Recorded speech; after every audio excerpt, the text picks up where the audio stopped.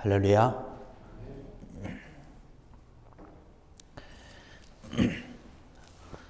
우리가 살아가면서 사람의 심리라든가 또 삶의 패턴이라든가 이런 것들을 알아보기 위해서 여러 가지 실험들을 많이 합니다. 그런데 그 실험 가운데 재미있는 실험이 하나 있습니다. 마시멜로우 실험이라고 하는 것이 있습니다. 아마 여러분 또 잘 아실 것으로 생각합니다. 한 4-5살 정도 되는 아이들을 여럿 모아놓고 마시멜로를 나눠줍니다. 마시멜로 여러분 뭔지 다 아시죠? 이렇게 바베큐 할 때나 뭐 이럴 때 이렇게 나눠주고 이렇게 참 맛있는 거죠. 그러면서 아이에게 얘기를 하는 거죠. 야, 네가 이것을 잘 가지고 있다가 한 15분 정도 지난 다음에 기다리고 있다가 15분 지난 후에 먹으면 내가 하나를 더 줄 것이다 라고 얘기를 합니다. 그 전에 먹으면 하나를 더 주지 않지요. 여러분들은 어떻겠습니까? 만약에 이런 질문을 받고 마시멜로 하나 받았다라고 한다면 15분을 기다리겠습니까? 아니면 당장 먹겠습니까? 여러분들은 이미 어른이고 그러니까 아마 기다리지 않을까. 혹은 먼저 먹을 분들도 계시긴 하겠죠. 15분 후에 이제 그 실험이 끝납니다. 먼저 먹은 아이들은 먼저 먹은 거고 기다렸던 아이들에게는 이제 마시멜로를 더 주지요. 그 아이들을 추적을 하는 거예요. 10년 후에 어떤 삶을 살고 있는가라고 하는 것입니다.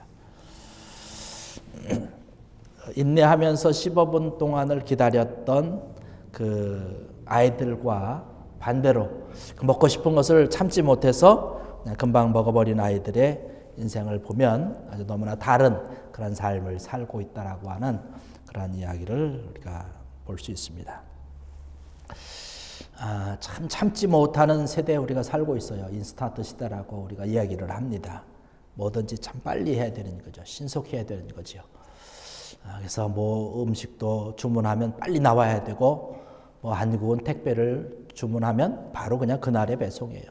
제가 얼마 전에 한국에 가서 택배 시킬 것들이 있어서 시켜봤더니 오전에 넣으면 오후에 들어온다고 그러더라고요.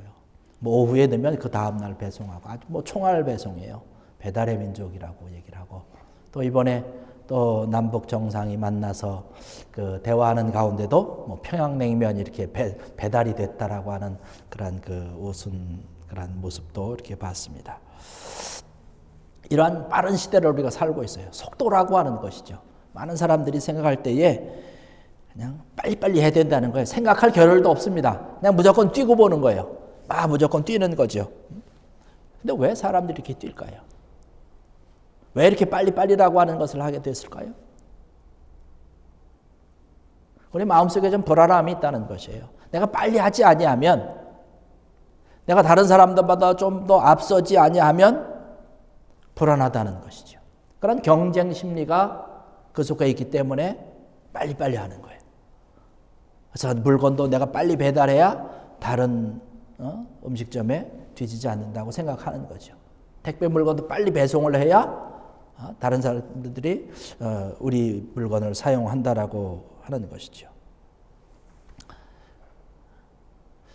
우리의 지난 시간들이 참 빠르게 지나는 것 같습니다. 하루하루가 참 빠르게 지납니다. 지금 이제 우리가 4월 마지막 주일 예배를 드리고 있는데 2018년이 벌써 4월이 지나간 거예요. 참 빨리 지나간 걸 볼 수 있습니다. 지난 한 주간 참 빨리 지나가지 않았습니까? 어르신들이 얘기할 때에 시간이 참 화살같이 빠르다라고 얘기를 하면서 나이가 먹어갈수록 그 시간이 더 빠르다라고 하는 그런 이야기를 했는데 오늘날 모든 사람들이 모든 것에 대해서 참 빠르게 그런 시간들을 보내고 그것을 어떻게 하든지 그것을 좀 더 다른 사람과 경쟁해서 내가 좀 이기려고 이렇게 생각을 하고 있는 것 같아요. 그러다 보니까 사람들이 어떤 이성적으로 뭔가를 생각을 하는 것이 아니라 그냥 감정적으로 어떤 일들을 처리하게 되는 것을 볼 수 있어요. 감정 조절이 잘 안 되면 당연하게 옆에 있는 사람들과는 트러블이 생기는 거죠. 문제가 생기는 것 아니겠습니까? 좋았던 관계도 감정이 싫어지면 자꾸 문제가 틀어지게 되는 것이죠. 그러다 보니까 점점 자기만을 생각하게 되는 거예요. 이기적이 된다는 것입니다. 옆에 사람이야 망하던 무슨 쓰러지던 넘어지던 상관없이 나만 잘 되면 된다는 거예요. 나만 빠르게 지금 이 시대에 앞장서면 된다라고 하는 그런 생각을 하고 있는 것입니다. 우리 한국 사회뿐만 아니라 아마 전 세계적으로 볼 때에 많은 여러 가지 문제들이 있는데 이러한 그런 모든 것들을 아마 압축해서 우리가 본다면 다른 사람을 배려하지 못한 나만을 생각하는 어떤 이기심 때문에 나 중심적인 사고 때문에 많은 문제들이 발생하고 있는 것이 아닌가 우리가 이렇게 생각을 해볼 수가 있습니다. 그러나 우리가 좀 돌이켜놓고 생각을 해보면 우리가 정신없이 뛰고 빨리 하고 바쁘게 서두르고 또 뭐 나름대로 열심히 살고는 있지만 그럼에도 불구하고 우리가 살아가는 삶 가운데 만족함이 없다는 것이에요. 내가 다른 사람과 경쟁해서 좀 더 빨리 가고 좀 더 많은 것을 내가 가져야 되고 많은 것을 조금 내가 알아야 되는 그래서 더 많이 열심히 합니다. 그러나 만족함이 없다는 것이에요. 우리가 살아가는 그런 현실이 바로 그런 현실 가운데 우리가 살아가고 있습니다. 다른 사람이 나를 도와주지 않아요.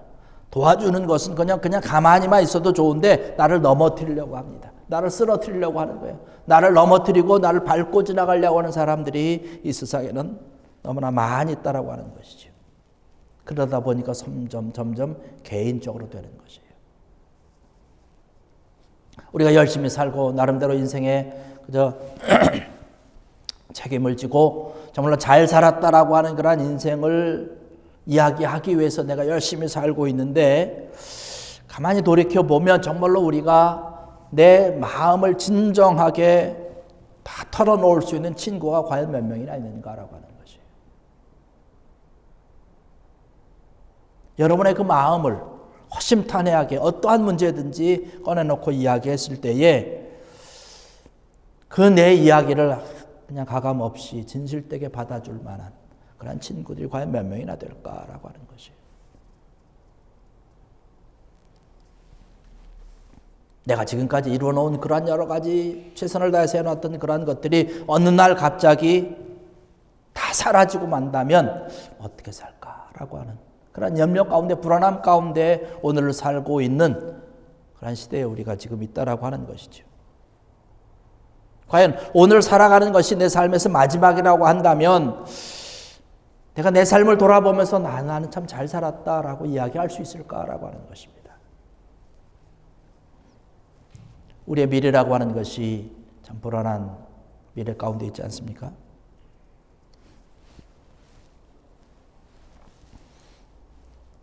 우리가 왜 이러한 시대를 살게 되었을까라고 하는 것이에요. 근데 사실 요즘의 시대뿐만이 아니라는 사실입니다. 오래전에도 이와 같은 생각을 했고 이러한 현상을 다 얘기를 했다는 것이에요. 베드로 사도가 이야기하고 있는 그 시대에도 이러한 문제들이 있었던 것 같아요. 오늘 말씀 가운데도 보면 너의 욕심 때문에 눈앞에 보이는 그러한 욕심 때문에 그렇게 지내고 있다라고 얘기를 하고 있습니다. 14절에 보면 그렇게 얘기를 합니다. 너희가 순종하는 자들처럼 전에 알지 못할 때에 따랐던 너희 사욕을 본받지 말고 라고 얘기를 하고 있습니다.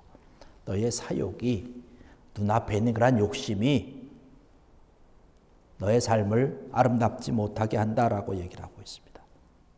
그러면서 우리에게 권면하고 있는 것이 뭐냐면 15절에 보면 오직 너희를 부르신 거룩한 이처럼 너희도 모든 행실에 거룩한 자가 되라. 여러분 거룩하게 살라고 하는 게 뭘까요? 우리가 소위 얘기하고 있는 어떤 그런 성인 군자처럼 사는 것을 이야기할까요? 그렇지 않죠. 성경에서 이야기하고 있는 것.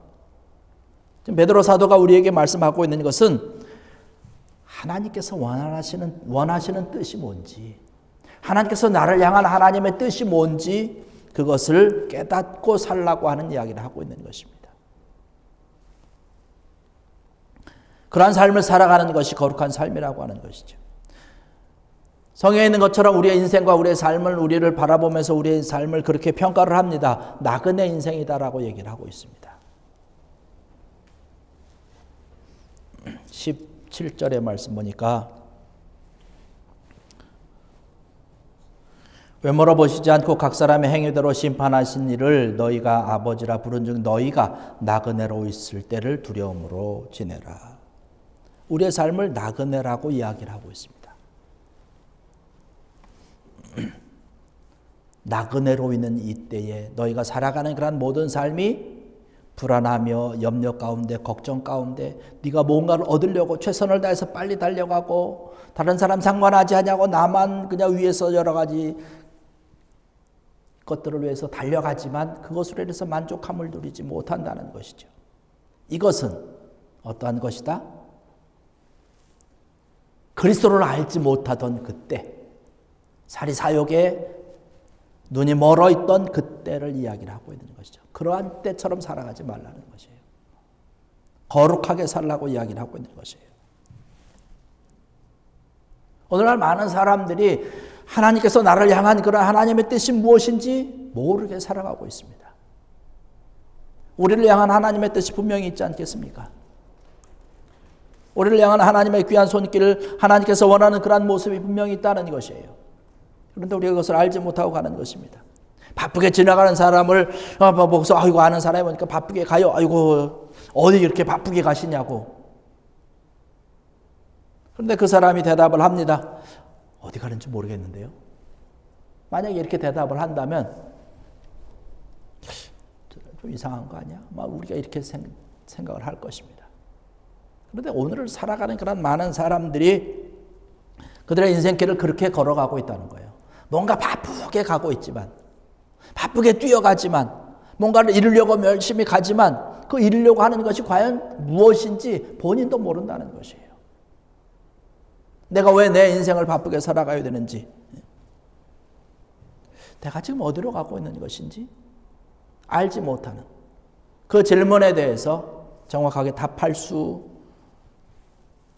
없는 사람들이 너무나 많이 있다는 것이에요. 내가 지금 어디로 가는지도 알지 못하고 내가 죽어가고 있는지 어떤지 모른다는 것이죠.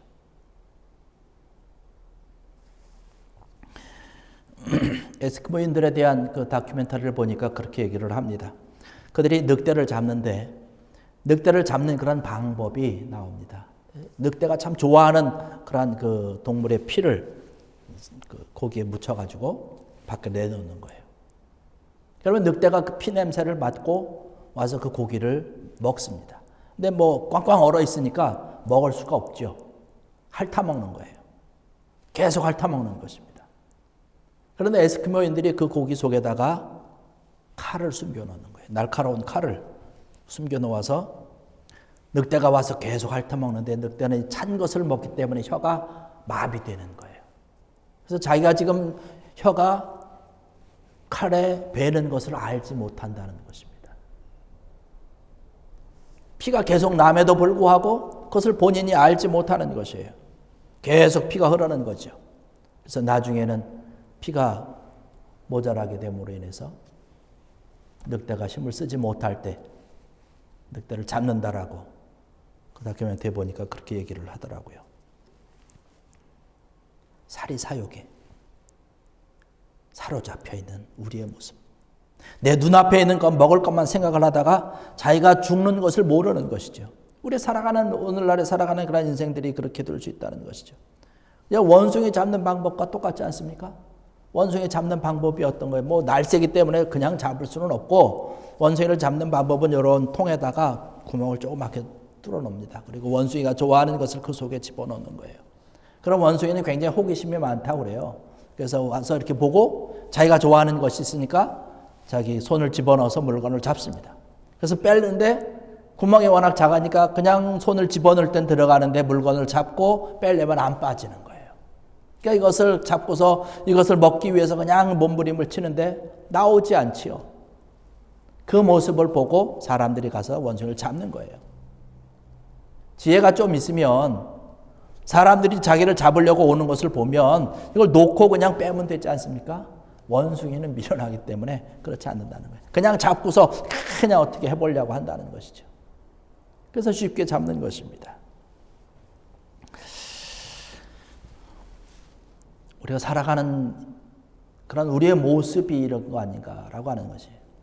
내가 걸어가는 이 길이 내가 지금 하고 있는 그러한 일들이 이렇게 가면 안 되는데, 이렇게 살아가면 안 되는데 알고 있으면서도 원숭이가 지금 사람들이 와서 자기를 잡으려고 사람들이 오고 있다는 사실을 알고 있음에도 불구하고 물건을 놓지 못하고 그냥 계속 움켜쥐고 그것을 갖기 위해서 그러다가 잡히는 것처럼, 내가 잘못된 길을 걸어가고 있는 것을 알고 있음에도 불구하고, 내가 하는 것에 대해서 잘못하고 있음을 알고 있음에도 불구하고 그것을 끊지 못한다는 것이에요. 그것을 되돌리지 못한다라고 하는 것이죠. 이것이 나에게 최고의 것을 주는 것인 줄 알고 내 인생 길에서 내가 그것을 갖기 위해서 움켜쥐고 놓지 못한다는 것이에요. 그것을 놓아야 내가 살 수 있는 것인데 놓지 못하고 있는 것이에요. 좀 더 갖기 위해서, 좀 더 내 것을 만들기 위해서, 여러분, 그 움켜쥐고 있는 것이 내 인생을 책임지지 못한다는 것이죠.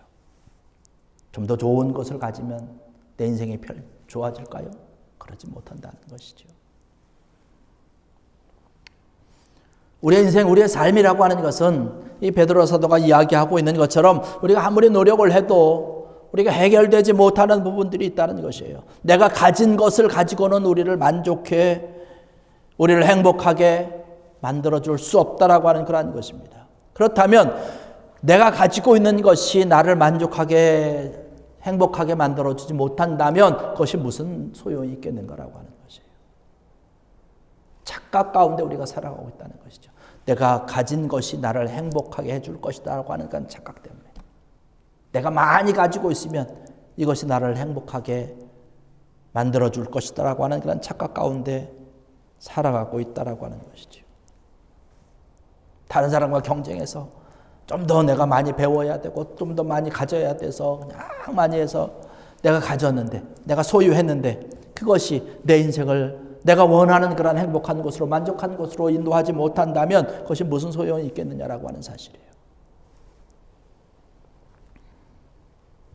잘 사는 것으로, 더 많은 것을 가진 것으로 행복이 평가된다면 옛날에 비해서 훨씬 더 우리가 행복해야 되지 않겠습니까? 우리가 더 많이 갖고 있잖아요, 지금. 더 많이 우리가 지금 옛날보다 훨씬 더 귀한 것들을 우리가 많이 소유하고 있지 않습니까? 그래도 정말로 우리가 옛날보다 우리가 행복한 삶을 살고 있느냐? 그렇지 못한 것이죠. 물론 다 그렇지는 않겠죠. 행복한 분들도 많이 있겠죠. 옛날보다 우리가 훨씬 더 잘 살고는 있지만 행복 지수에 대해서는 우리가 교회 고개를 갸우뚱거리게 되는 것이죠. 우리가 살아가면서 우리의 마음적으로 당하는 여러 가지 고통들이 우리에게 너무나 많이 있습니다. 죄의 문제라고 하는 것, 우리가 늘 그 죄의 문제로 시달리고 있는 것이죠. 많은 사람들이 죽음에 대한 문제에 대해서도 심각하게 생각을 하고 있습니다. 이러한 여러 가지 것들이 근본적으로 우리가 가지고 있는 그런 모든 문제들을 해결할 수 있는 것이 이 세상에서는 사실 없다는 것이죠. 그것을 해결해 주실 수 있는 분이 누구냐? 바로 예수 그리스도라고 하는 사실입니다. 예수 그리스도만이 우리의 모든 것들을 해결해 주신다라고 하는 것이죠.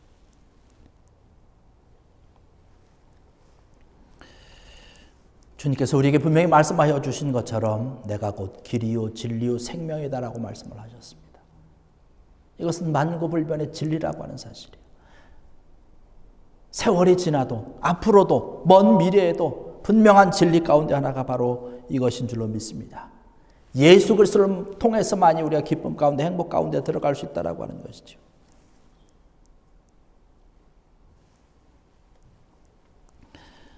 우리가 우리의 인생을 잘 살았다라고 평가를 받아야 될 텐데, 과연 우리 주변에 있는 사람들이 나를 바라보면서 또는 내가 어려움 가운데 있을 때에 나를 어떻게 평가할까라고 하는 것도 우리가 심각하게 생각을 해봐야 됩니다.